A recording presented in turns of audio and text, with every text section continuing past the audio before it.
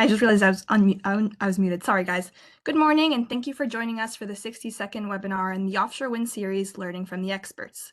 My name is Valeria Miresi. I am the Assistant Project Manager with NYSERDA's Large Scale Resources team, and it is my pleasure to be joined by today's expert, Paul Leahy. Before I introduce our speaker, a few reminders for participants and some background on this webinar series. Next slide, please. So first, if you're experiencing any technical issues, please contact Adam Hawk at the email address on the bottom of this slide. Secondly, please note that this webinar is being recorded, and the recordings and presentation slides for all webinars in the Learning from the Experts series are available on NYSERDA's website at the address on this slide.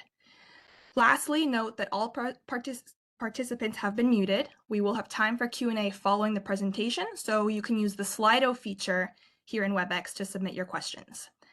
Next slide, please. So a little about this webinar series. New York State has been working to advance the responsible and cost-effective development of offshore wind as part of a diverse energy supply. Offshore wind is a critical component in achieving the state's energy reliability and decarbonization goals. And while offshore wind has been providing clean energy to many other parts of the world for several decades, this industry is brand new to New Yorkers. And so this educational webinar series, Learning from the Experts, was programmed to provide interested stakeholders and members of the public with information and the opportunity to engage with independent experts in key topics in offshore wind. We endeavor to select Learning from the Experts speakers based on their expertise, not necessarily for an alignment of opinions with NYSERDA or the state of New York. So please note that the views and opinions expressed in this presentation are those of the presenter. Next slide, please. It is my pleasure to introduce Paul Leahy. Paul is a senior lecturer in wind energy engineering at the University College Cork in Ireland and an investigator at the MAREI Center for Energy, Climate, and Marine Research. He was co-leader of the International ReWind Network, an academic network of researchers in Ireland, the US, and the UK who drive innovation in wind turbine blade repurposing. In 2022, he co-founded BladeBridge, a startup in Ireland that transforms turbine blades into green infrastructure, such as e-bike charging hubs and street furniture. He is also a contributor to the International Energy Agency Task 45 on wind turbine blade recycling. I'll now hand things off over to our speaker to kick us off. Paul, thank you for joining us. Thank you very much, Valeria, for the introduction, and to NYSERDA for the invitation to speak to you as well. It's always a pleasure to disseminate and communicate our research on repurposing wind turbine blades. So this work that I'm presenting here today is the work of many people taken across multiple countries, including the USA, Northern Ireland, and the Republic of Ireland, and also across multiple disciplines as well. It's truly multidisciplinary work. So it stems not just engineering, but material science, sociology, geography, architecture. So it really is a multidisciplinary exercise. And this really typifies the challenge of dealing with complex materials which are needed for the green energy transition. Next slide, please. So just an overview of what I'd like to discuss today. First of all, I'll give you a little background on wind turbine blades, what their material composition is, what the typical life cycle of a wind turbine blade is, and also what kind of value is embodied in the blade as an artifact or as a structure. Then I'll move forward to the end of life challenges and what the existing solutions are for dealing with these objects when they reach the end of their useful lifetime. And then we'll zoom in and we'll focus more closely on repurposing, which is the end-of-life solution for wind turbine blades that we've been working on along with our collaborators for 10 years now. I'll go into a little bit more detail on the technical evidence base, the environmental evidence base, social acceptability, and also the economic evidence base for repurposing as a viable and scalable solution for dealing with wind turbine blades. Then I'll present a little case study on some of the structural repurposing that's been done to date, focusing on blade bridges, so transforming an end-of-life blade into a main structural element for a bridge and continuing its useful life as a structure. From doing this, we've learned quite a lot of lessons, and I'm going to share those very briefly with you. And also what's also happened as a result of this is that it's sent us back into research. So we've realized that there are barriers, and now we have a research program which is aiming to address some of those barriers. And this is our new Airblade project, which I'll describe very briefly. And then, because this is an offshore series, I want to talk a little bit about offshore and what's different and what's happening at the moment in terms of consenting and also in terms of decommissioning. So at the two ends of the life cycle of offshore wind projects. And then finally, what can be done? So we're going to put forward a set of recommendations for authorities, for all the players in the value chain of offshore wind, which can help streamline end-of-life solutions, and not just repurposing, but all end-of-life solutions in order to achieve better environmental and better circular economy outcomes for offshore wind. Next slide, please. So offshore wind has been now on a long journey of over 20 years, and we've seen a huge change in the dimensions of the structures and the turbines, and in particular the blades that we've seen over this period of time. So on your screen here, you see two examples, and on the left is one of the earliest offshore wind farms, and at the time these were some of the largest offshore wind turbines in the world. This is the Arklow Bank project in the Irish Sea off the east coast of Ireland. So those were installed in 2004, and the key dimension there on your screen is the rotor diameter. So this is the diameter of the disc that's swept out by the blades as they rotate around. And that was 101 meters for those particular GE 3.6 megawatt turbines. Push forward 20 years, and we have the Mingyang 260 turbine. This prototype was installed in the Fujian Strait in China the year before last, and this is a 260 meter rotor diameter turbine. So there's been a huge evolution in the blade dimension over this period of time, and also in the power output as well, because the power output it grows with the square of the blade dimension. So we're going to have, this just gives us a little bit of a foresight, and we're going to be dealing with much larger offshore wind blades in the future when these turbines eventually get decommissioned. Going back to the Arklow Bank project, so this is due for decommissioning in this year or early next year. So that one is reaching its end of life. It's been operating for over 20 years, and it was a very early project. Next slide, please. So it's always useful when we're talking about dimensions and measurement units. Certainly here in Europe, our favorite measurement unit for an offshore wind turbine seems to be the Eiffel Tower.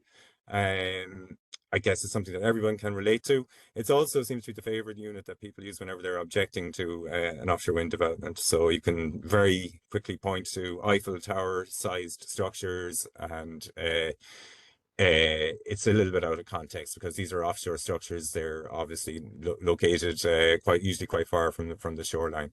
So this comes up with a lot of regularity, and I don't know for sure, but I'm guessing that Empire State Building is a comparable unit that you might use in the US system of units. Unfortunately, there's no standard international unit yet, so we all have our own units.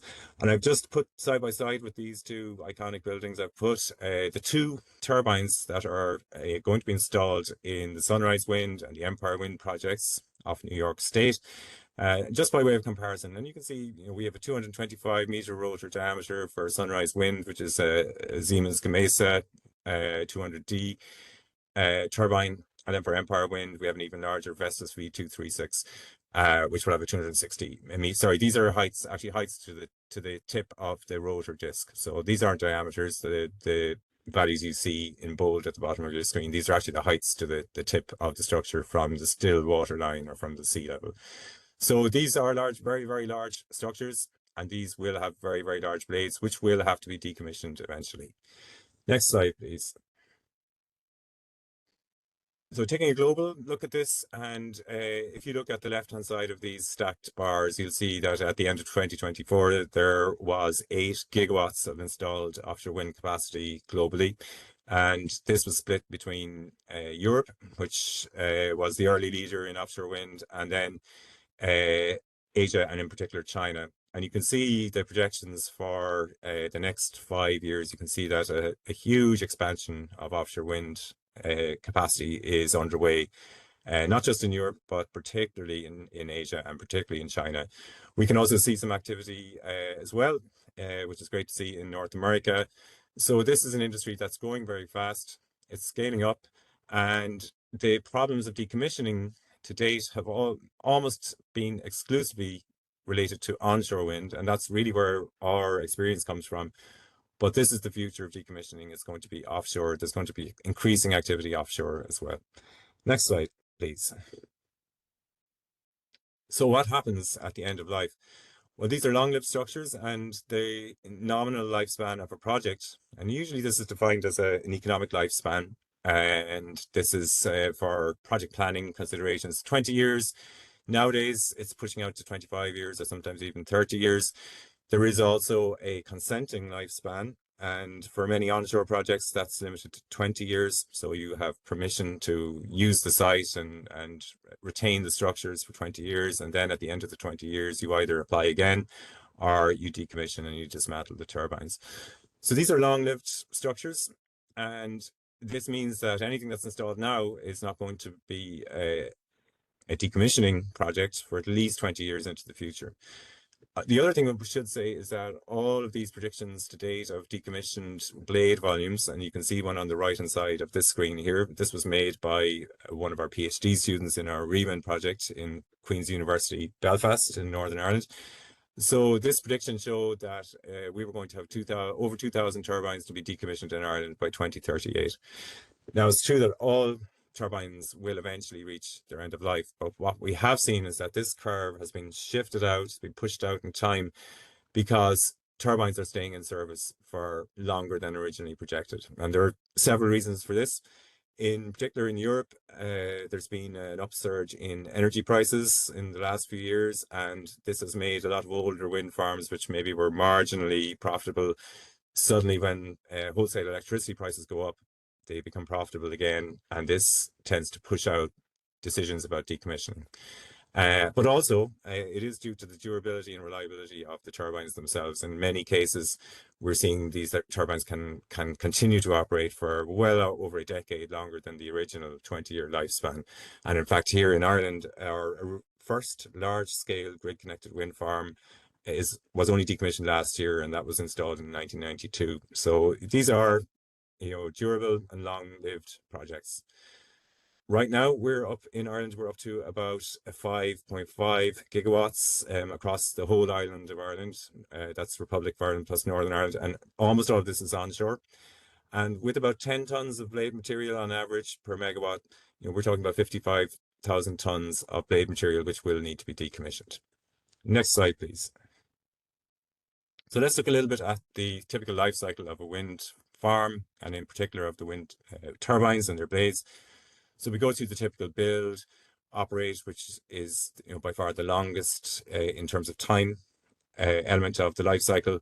And then at some point there's a decision point, and at that point it might be at the end of the consenting lifetime, where the operator and a site owner has to decide whether they're going to just completely decommission, restore the site to greenfield, or do they extend the lifetime of the existing project? And from an environmental point of view, this makes a lot of sense because this is an optimal solution in many ways. It's keeping existing materials and existing turbines in life for longer, and you can continue to operate. Usually some level of recertification is needed, and this can factor into the decision about the cost and the benefit of lifetime extension. However, inevitably, you'll come back around the loop and you'll have to make another decision again, maybe a few years later, about whether to decommission, or maybe at the top of the screen to repower. And if you repower, of course, this will involve replacing all the turbines on the site. And then, of course, you are into a decommissioned turbines, decommissioned blades, and there are going to be volumes of blades that will need an end-of-life treatment. Next slide, please. So let's look on the right-hand side of the screen of what would happen when that decision is finally made to decommission the turbines, whether it's through a complete site decommissioning and restoration, or whether it's through a repowering decision. You have a stack of options here on the right hand side of end-of-life treatments for blades. And I've stacked these approximately corresponding to the waste hierarchy, with environmentally more preferable options at the top and environmentally less preferable options at the bottom. So let's quickly run down through them here. We have resale, which is really reuse at the top. There's a very, very healthy secondhand market for many turbine models. So many turbines can be taken down, sold on the secondhand market, and installed somewhere else, usually with some repair and reconditioning. So this really is an ideal scenario, but we have to recognize that this isn't applicable to all turbine models. There may be several models where the blades in particular may be reasonably healthy, but perhaps other elements of the turbine have become obsolete. Maybe the manufacturer even is no longer exists. So then we have to find something else to do. And the second highest option here is repurposing, which is what I'm going to be talking about in detail in a while. And then as we move down through the stack, we have various downcycling options, including materials recovery, where you're trying to recover some materials from that blade structures. And the level of product basically decreases as you go down. So when we move further down, we have waste to energy, which is an incineration process, but you're trying to recover energy. This is used quite a lot for many types of waste in Europe. And then just straightforward incineration. And landfill, which actually has been the most historically used option for dealing with end-of-life blades for reasons that we'll discuss in a moment. Next slide, please. So end-of-life wind turbine blades can present a circular economy challenge, and this iconic picture appeared probably around halfway through our Rewind project, and it really served, it really put this on the public agenda. Once this vision of blades that were being landfilled in very large amounts in the American Midwest came through, it really focused public attention on, I suppose, the hidden side of the green energy transition, which is that, like any other technology, this uses resources, and we have to think about what happens at the end of life of these products. Next slide, please. And the reason for this is that the blades are made of composite materials, so they're glass fiber reinforced plastics, usually epoxy resin. And the reason we use these, of course, is because of their very attractive structural properties. They're really good strength, and the light, their strength to mass ratio is good. They're durable, and the issue with composites is that we always use thermoset, almost exclusively thermoset composites in wind turbine blades. So this is this putting together of the epoxy resin and the glass fibers which are embedded in this material is a difficult process to reverse. So it's very hard to disaggregate them on a material basis, and that's the reason why it's hard to recover good quality virgin materials, glass fibers and resins from a manufactured thermoset composite. And this has then led to the solutions such as landfilling or the downcycling solutions. Next slide, please. So now I'd like to focus back on the waste hierarchy a little bit, and this is a kind of a modified version of the waste hierarchy. Originally developed by the US EPA, and it's been very extensively adopted in Europe, and it's the basis for a lot of European regulations on end-of-life materials in general, so not just wind turbine blades.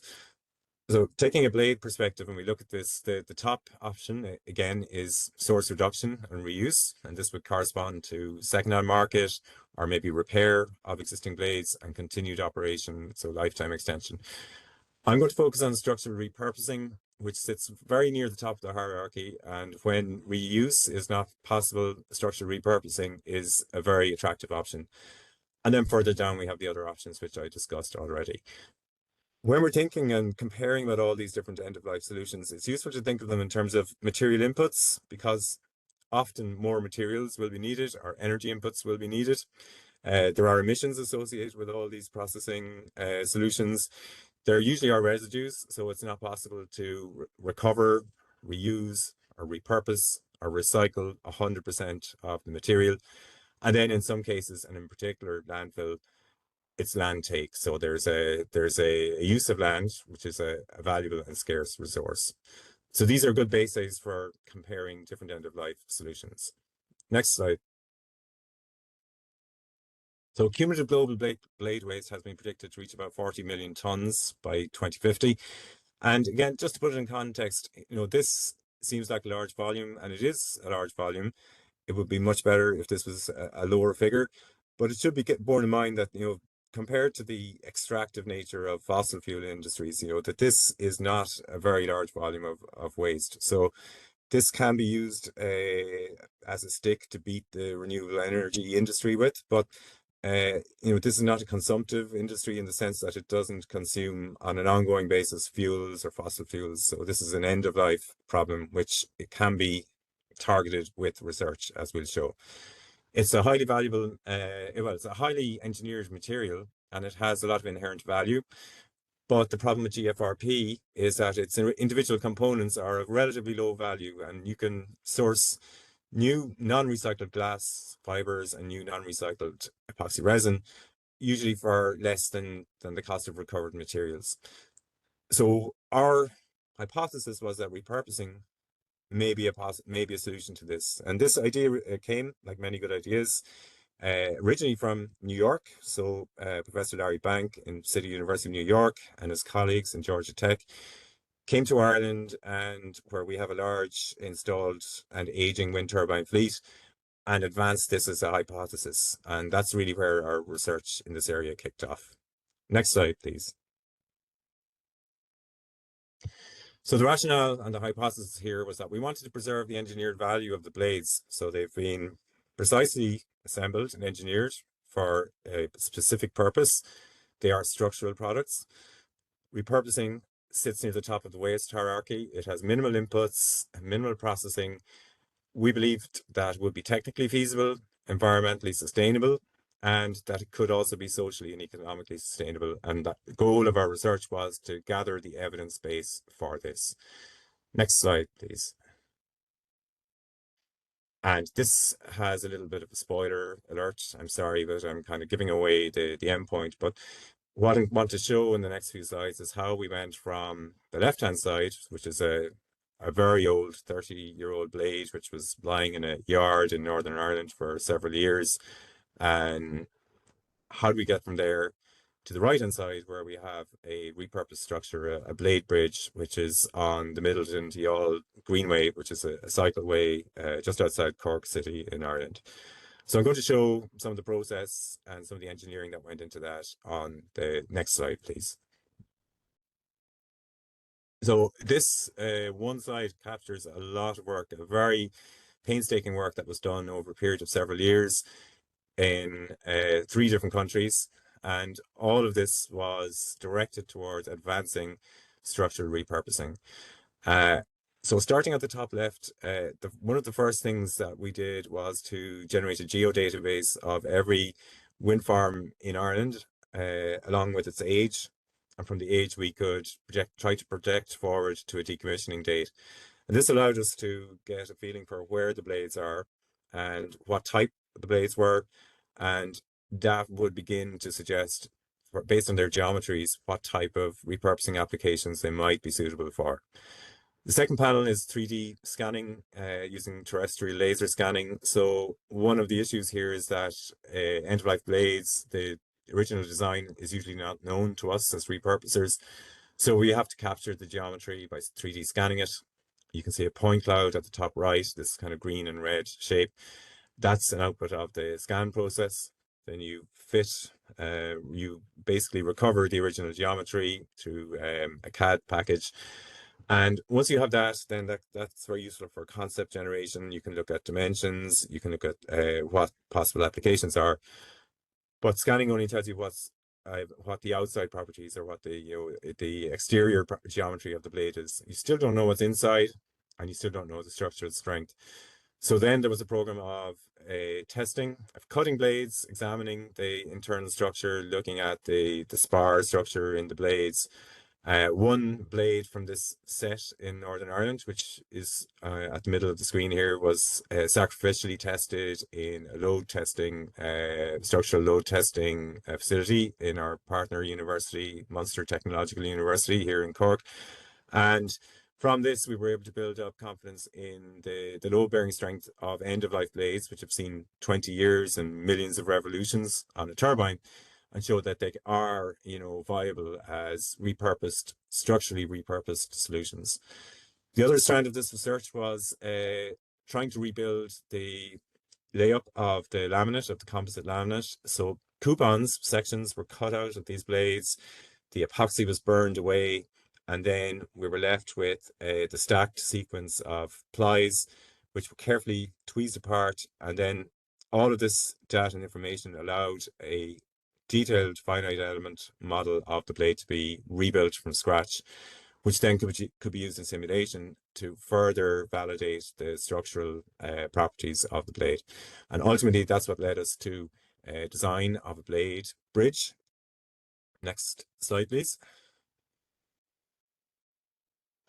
And the blade bridge at this stage was still just a design. We didn't even have a vision for an installation of a blade bridge. Meanwhile, we worked on further on the evidence base, looking at environmental impacts, because it's all very well to come up with the concept of a technical use case for structural repurposing of a wind turbine blade, but you have to consider all the inputs into the process, and you also have to consider the alternative as well. So when you're repurposing an end-of-life product, there are two alternative pathways that you need to think about.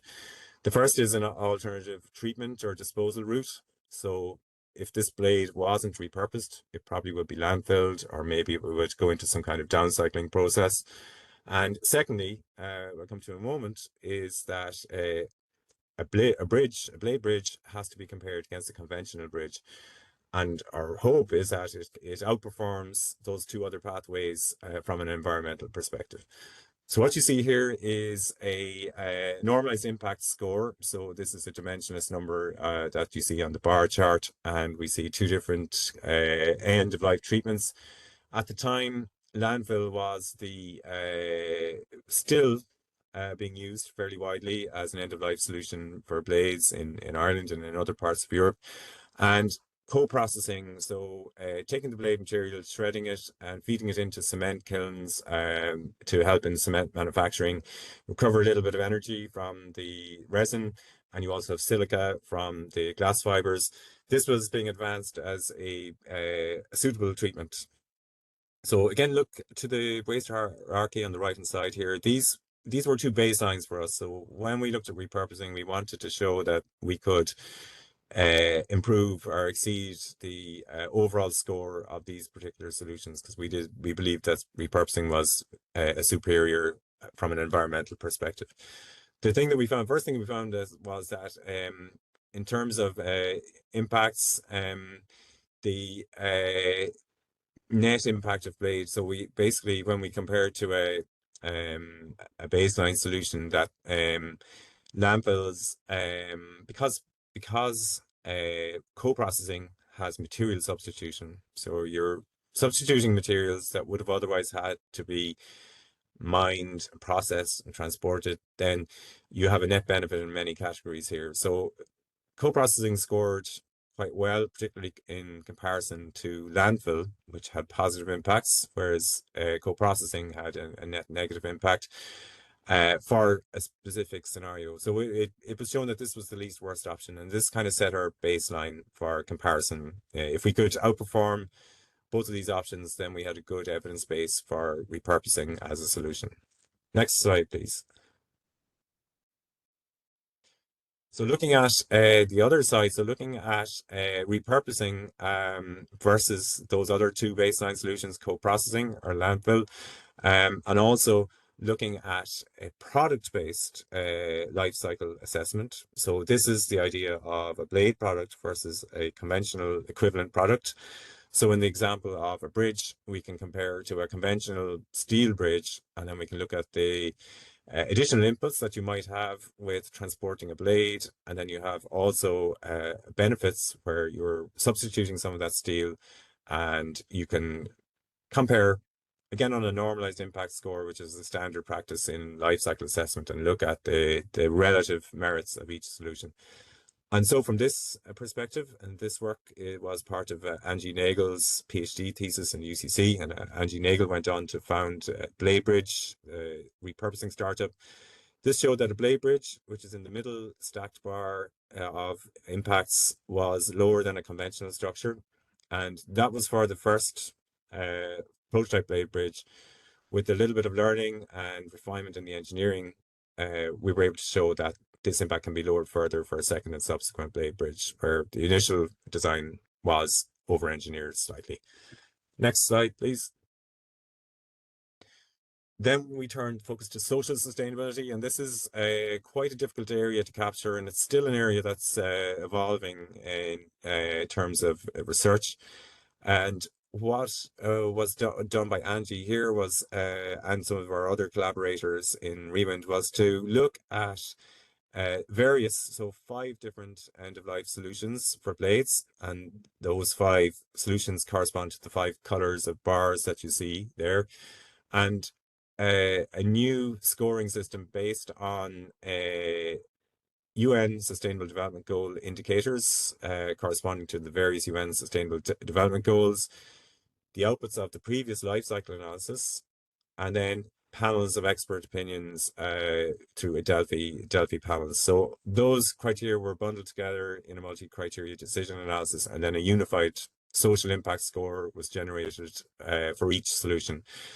And some of the benefits that come up from a blade bridge in particular is it helps decarbonize transportation, in this case, because these are pedestrian bridges.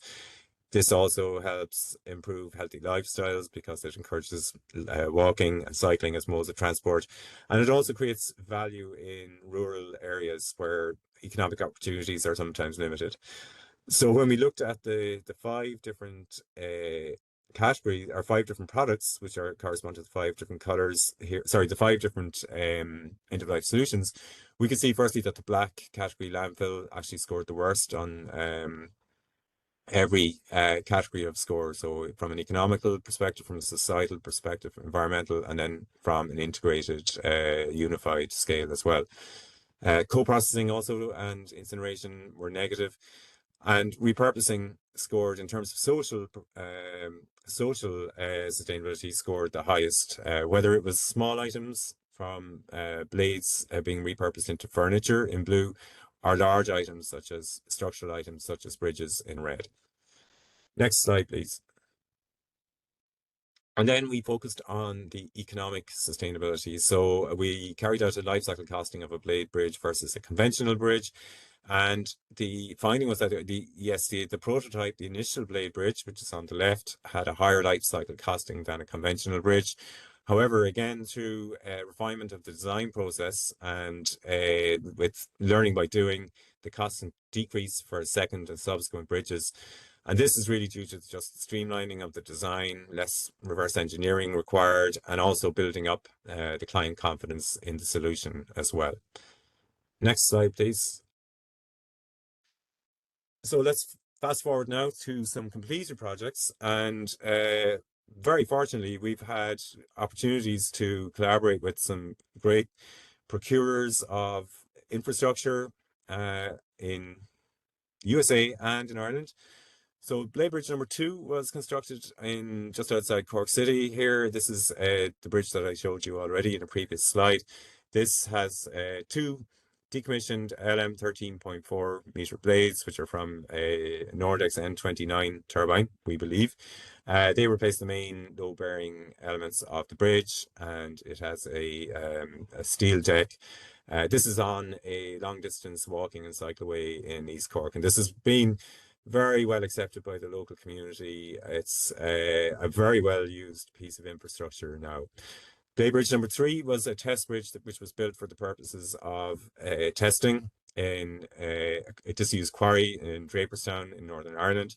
And again, this was very successful for its particular purpose. In fact, the test procedure if there was the final stage was a destructive test, but the destructive test was a failure because we weren't able to actually push the bridge to destruction. So these are very, very durable blades and very durable structures.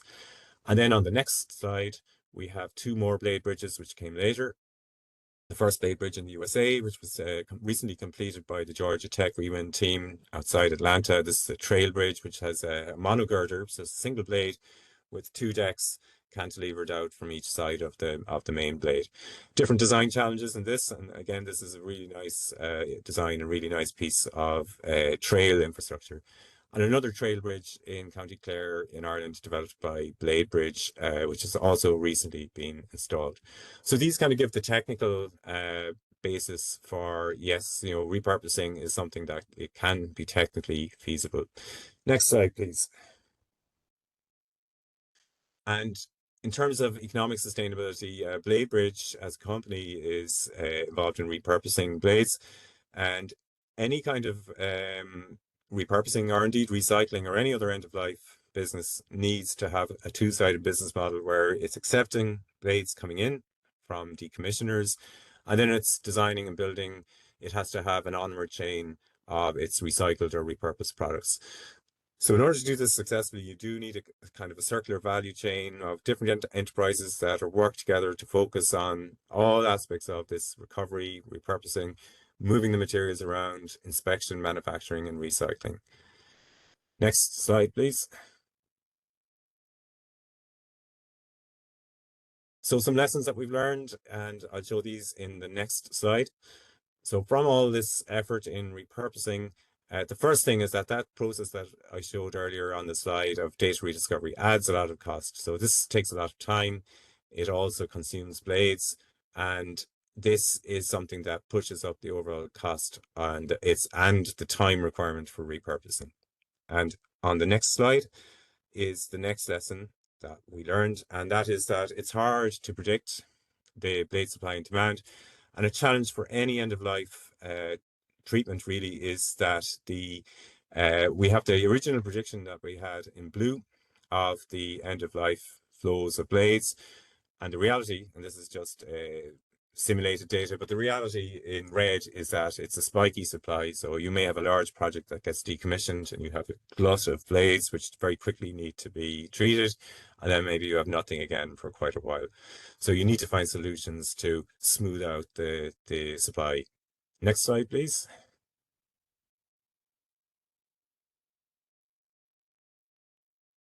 And third is that location is always really important. And one of the factors here is the transport emissions. So you really want to minimize the movements of blades. And when you're repurposing blades, you're normally dealing with large sections or maybe full blades. And the larger the blade, the more expensive and the higher emissions involved in moving them. And this presents a particular set of challenges offshore also. So keeping things local tends to retain and add local value in terms of jobs and also in terms of social acceptability and environmental benefits in the case of structures such as blade bridges, which bring an amenity value to local communities. Next slide, please.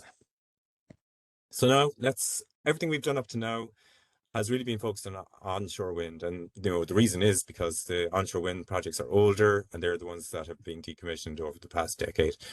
But we are now moving into a phase of decommissioning of offshore wind projects, particularly in Europe, where we have older projects.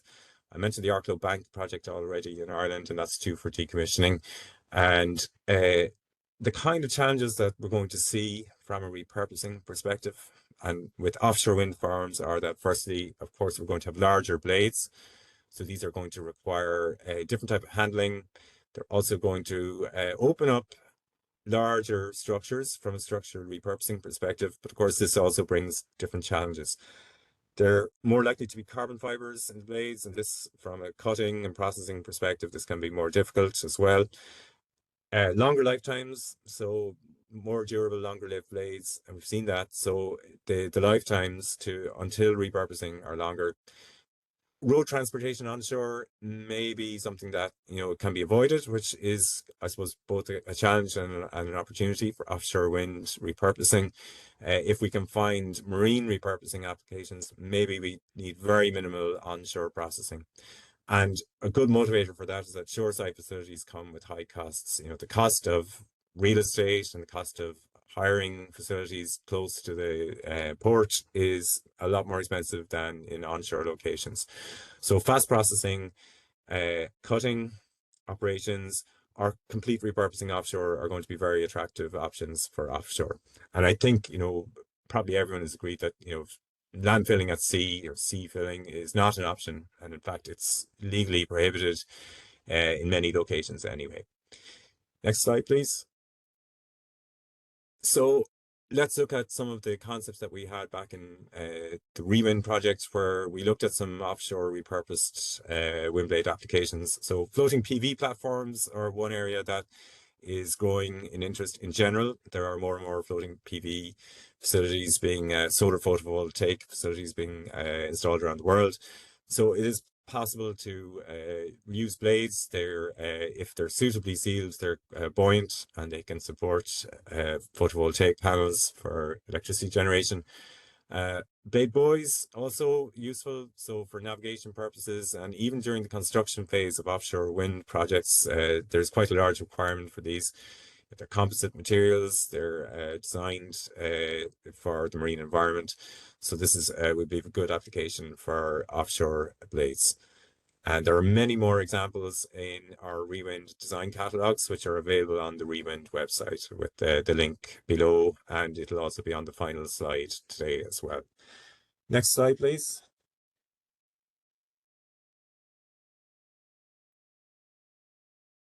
So what can we do? What can be done by the various players in offshore wind to facilitate blade repurposing? We'll go through these on the next slides.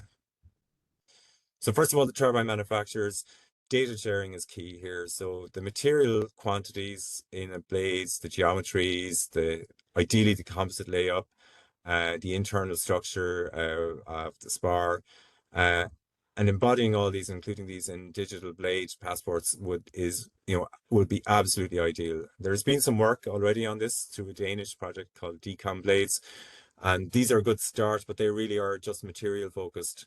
They're good for recyclers and mechanical recyclers, but for repurposing, we need to know more about the structural properties of the blades. So many of these blades are legacy designs. They're no longer in production, and we believe as repurposers that these don't have to be commercially sensitive anymore. Sharing these with repurposers can strip out some of the need for expensive and time-consuming reverse engineering and increase the confidence also in repurposed products. Next slide. Operators involving end-of-life solution providers earlier in the decommissioning process to allow preparation, including making detailed plans about where to cut, how to cut blades, how to assess blades quickly in the field for their conditions. These are all win-win options which can improve the outcomes for the decommissioner and also for the repurposer and increase the overall sustainability of decommissioning. And ideally sharing any history of work orders for repairs, SCADA data from turbines even, so we know what kind of loads they incurred in their first life, or digital twins. These are all really useful to support repurposing. Next slide, please. And authorities. This is also important at both ends of the life cycle. So firstly, at the project commencement phase, when auctions or contracts are being offered for installing capacity, for example, NYSERDA solicitation, there is a focus on reuse and recycling, which is great to see. The equivalent in Ireland, we have a maritime consent application, which has to include a decommissioning plan. And in a recent application in Ireland for a project, the Dublin Array, this included, it references the waste hierarchy. So there's a stated ambition there to follow the waste hierarchy at the end of life of the project. France is interesting because they have actually a set amount of 55% of the rotor mass must be fed towards reuse or recycling, without saying in detail what modes of recycling actually are going to be used. Regulations and taxes, maybe not everybody's favorite thing, but they are important. One area where we need clarity is in the classification of end-of-life blades as materials. There is some ambiguity in Europe at the moment, which makes it difficult to move blades around, and it makes it more difficult for people to process blade materials. Landfill has been banned in several countries in the EU, and in other countries such as Ireland, it's basically being kind of taxed out as an option by high surcharges and limited capacity. A landmark piece of legislation which is going to come this year is the EU Circular Economy Act, which is going to create a single market for secondary raw materials, and hopefully this will kickstart the idea of repurposed materials as a competitive option for new projects. And then finally, self-regulation has a role to play here, and Wind Europe acted early on this back in 2021, I think it was. They self-mandated a landfill ban on all blades from decommissioned projects by 2026. Next slide, please. And then on the other side, on the product side of repurposing, so in order to kickstart the demand for products which incorporate circular economy principles and repurposed materials, some of these tenders are, some of these product categories are very competitive, and they're very cost competitive, cost-driven markets, even for high value products such as bridges. So having green and circular public procurement mandates, which we already have in Ireland for certain categories of products, not yet for structural products, but for many categories of products, we have these, with more to come. So these help in kickstarting, using public procurement, kickstart a new sector in business, which can deliver good societal outcomes and environmental outcomes by using repurposed materials in products. Next slide, please.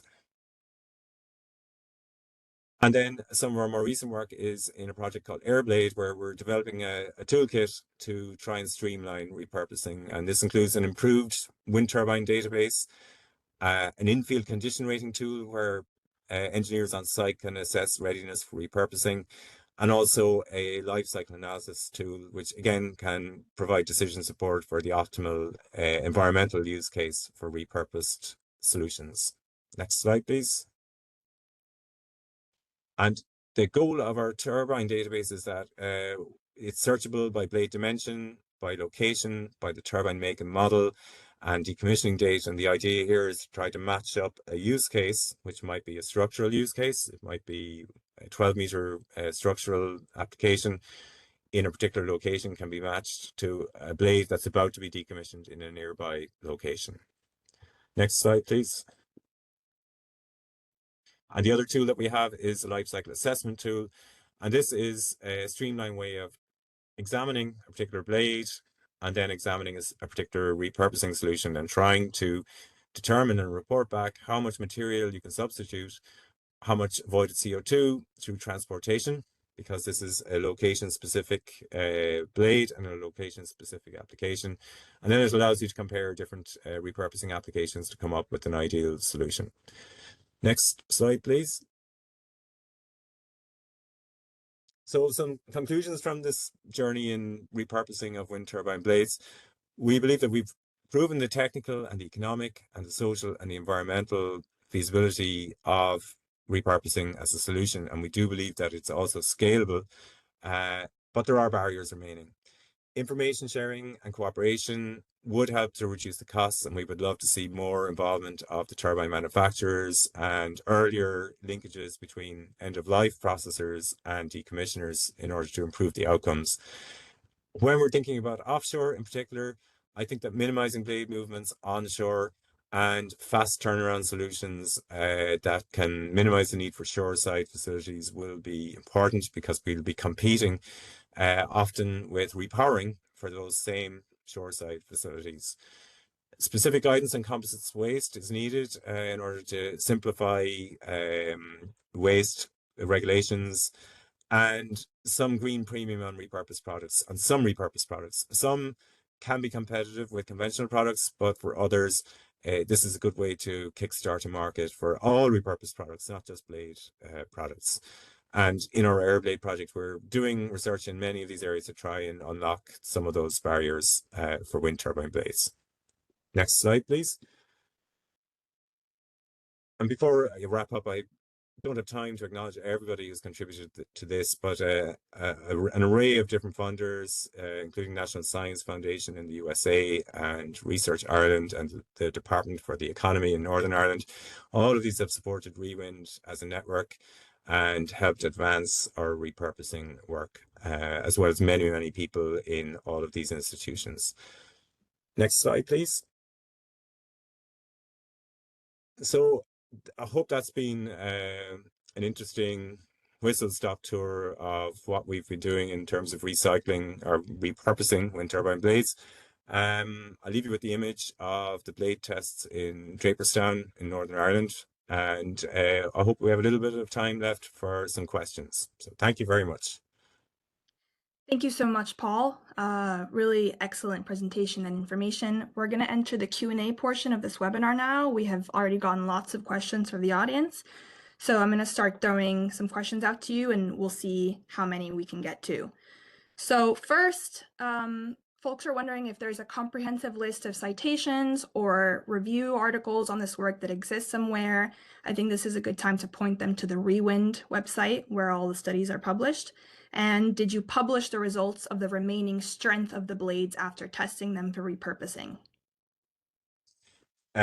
So first of all, yes, the first part, yes, we have the all the outputs of all our work in R&D and repurposing. They're all available at the re-wind.info website.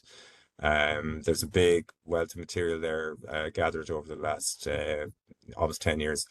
There are I believe we have a conference presentation on that site with the residual. Well, you can certainly see the stress strain curves of the blades under testing.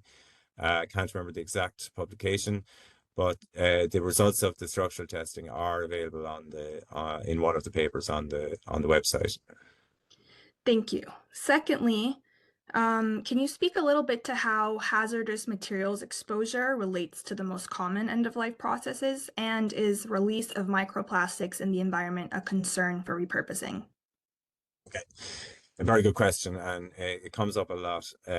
So the main, so blades are, and GFRP is a pretty inert material, and even the main constituents are not really materials of concern. They're not hazardous in themselves.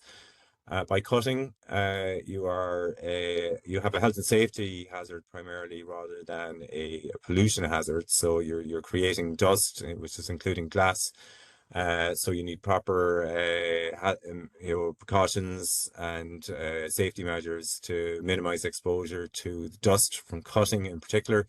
And then regarding microplastics, so yes, blades are composed of plastics, and if you put a plastic product in the environment and if it's degrades over time, there will be some shedding of microplastics.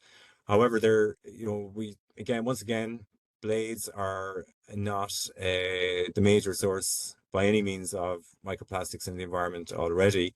There are many much larger sources. So, for example, a recent use case was highway noise barriers in the Netherlands, which is a really interesting application by a company in the Netherlands.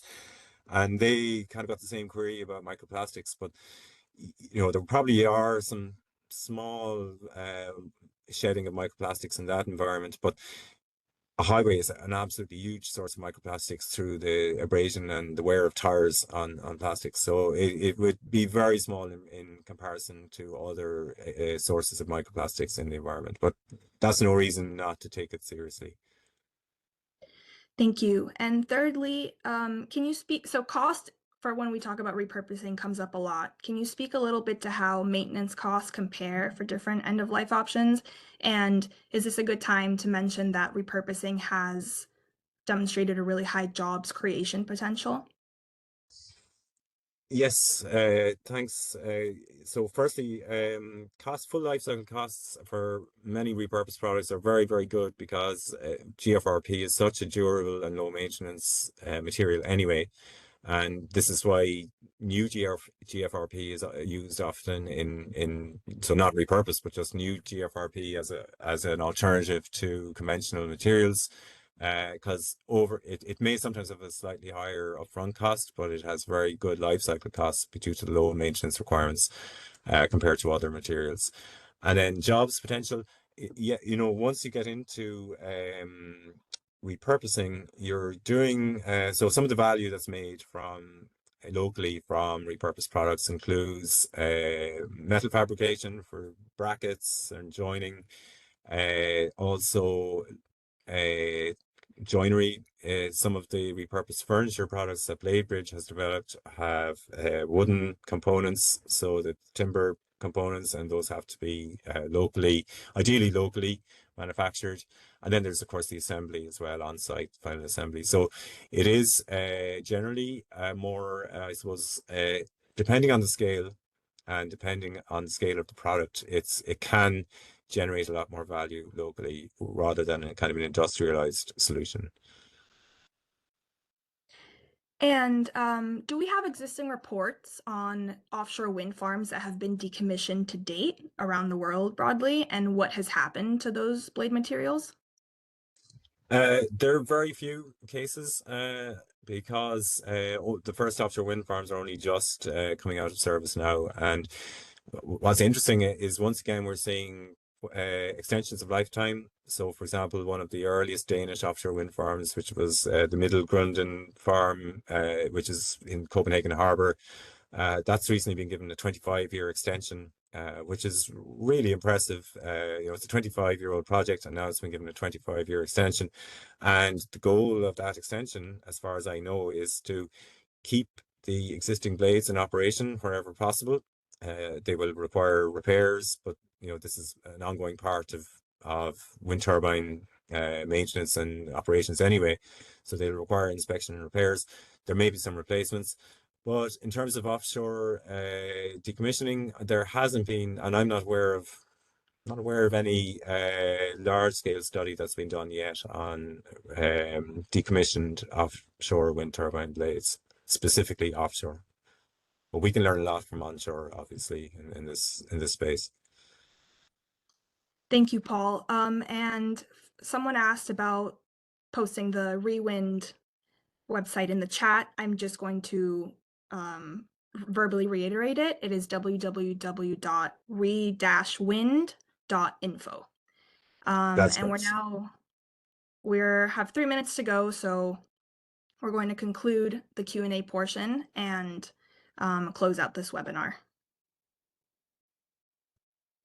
Thank you very much. So It's a pleasure to present. And thanks for the great questions as well. thank you so much, Paul. Thank you for joining us from the Learning from the Experts webinar. A reminder that the webinar recording and presentation slides will be available on NYSERDA's website.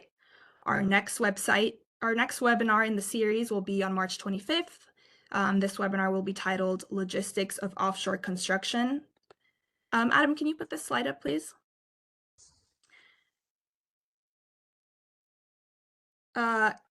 In this webinar titled Logistics of Offshore Construction, presenters from Ventolines will review timelines, sequencing, and key logistical considerations for construction and installation of offshore components of offshore wind projects.